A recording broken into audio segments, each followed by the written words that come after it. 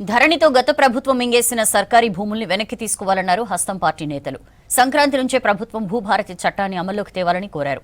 కేటీఆర్ తీరు జబర్దస్త్ కామెడీ షోలో ఉందన్నారు ఎమ్మెల్యే రామ్మోహన్. కేటీఆర్ అవినీతిని ప్రశ్నించినందుకే తనపై ఆరోపణలు చేస్తున్నారని విమర్శించారు ప్రభుత్వ విప్ బీర్లా ఐలయ్య.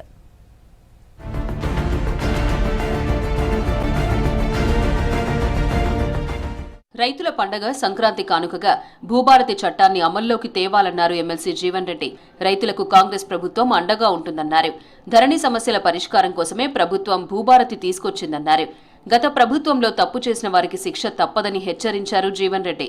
ధరణితో ప్రభుత్వ భూములను మింగేశారని, కబ్జాకు గురైన ప్రభుత్వ భూములన్నింటినీ వెనక్కి తీసుకుంటామని చెప్పారు. ధరణిని తొలగించి రూపుమాపి సమస్యల పరిష్కారం చూపెట్టడానికి భూభారతి అమలు రావటం హర్షించదగ్గ విషయం. ఈ అక్రమంగా ఏదైతే ఈ పట్టేదారు పాస్బుక్స్ రూపొందించడం జరిగిందో అవన్నీ కూడా రద్దు చేసి ప్రభుత్వ భూములన్నీ ప్రభుత్వ ఖాతాకి ఏదైతుందో వాటిని మళ్ళీ తిరిగి నమోదు చేయడం జరుగుతుంది. కేటీఆర్ తీరు జబర్దస్త్ కామెడీ షోలా ఉందన్నారు పరిగి ఎమ్మెల్యే రామ్మోహన్ రెడ్డి.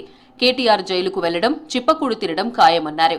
ఆలేరు మాజీ ఎమ్మెల్యే గొంగిడి సునీత మతిస్థిమితం కోల్పోయి తనపై ఆరోపణలు చేస్తున్నారన్నారు ప్రభుత్వ విప్ బీర్లా ఐలయ్య.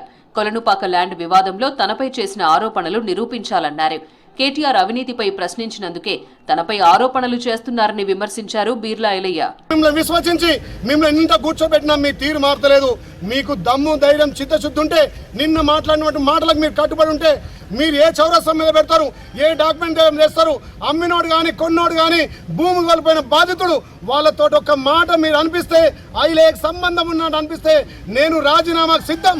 మీరు సిద్ధమా అని సవాల్ విసురుతున్నారు. ఆది మహావిష్ణు కృపతో ప్రజలందరూ ఆయురారోగ్యాలతో ఉండాలన్నారు మునుగోడు ఎమ్మెల్యే కోమటిరెడ్డి రాజగోపాల్ రెడ్డి. రాష్ట్ర ప్రభుత్వం ప్రవేశపెట్టిన ప్రతి పథకం పేదవాళ్లకు అందాలని దైవాన్ని ప్రార్థించినట్లు తెలిపారు ఎమ్మెల్యే కుంభం అనిల్ కుమార్ రెడ్డి.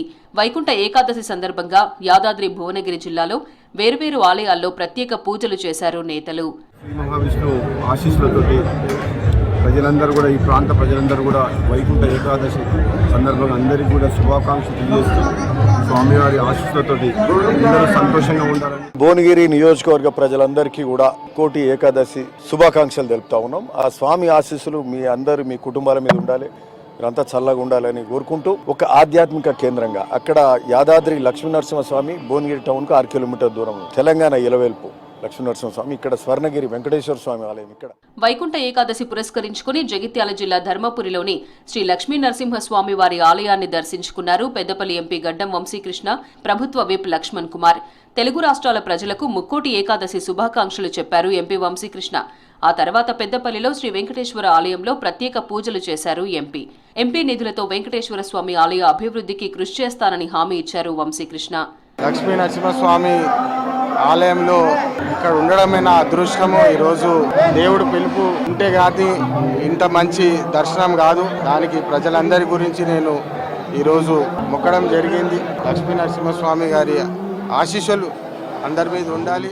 ధర్మపురి నరసింహస్వామి అన్ని విధాలుగా అండగా ఉండి ప్రజలకు ఇచ్చినటువంటి సంక్షేమ కార్యక్రమాల్లో ఆ దేవుడు అండగా ఉండాలని ఆశీర్వదించాలని, అదేవిధంగా ధర్మపురి ప్రాంతానికి సంబంధించిన ప్రజలు కూడా, అదేవిధంగా తెలంగాణ ప్రజానికం అంతా కూడా చల్లగా ఆ లక్ష్మీనరసింహస్వామి చూడాలని. ముక్కోటి ఏకాదశి సందర్భంగా వేములవాడ రాజన్నను దర్శించుకున్నారు ప్రభుత్వ విప్ ఆది శ్రీనివాస్. స్వామివారికి ప్రత్యేక పూజలు చేశారు. కళ్యాణ మండపంలో వేద పండితులు ఆయనకు ఆశీర్వచనం చేశారు. ఆలయ ఈవో వినోద్ రెడ్డి స్వామివారి ప్రసాదాలను అందజేశారు. అందరూ సుఖ సంతోషాలతో ఉండాలని భగవంతుడిని వేడుకున్నానని తెలిపారు ఆది శ్రీనివాస్.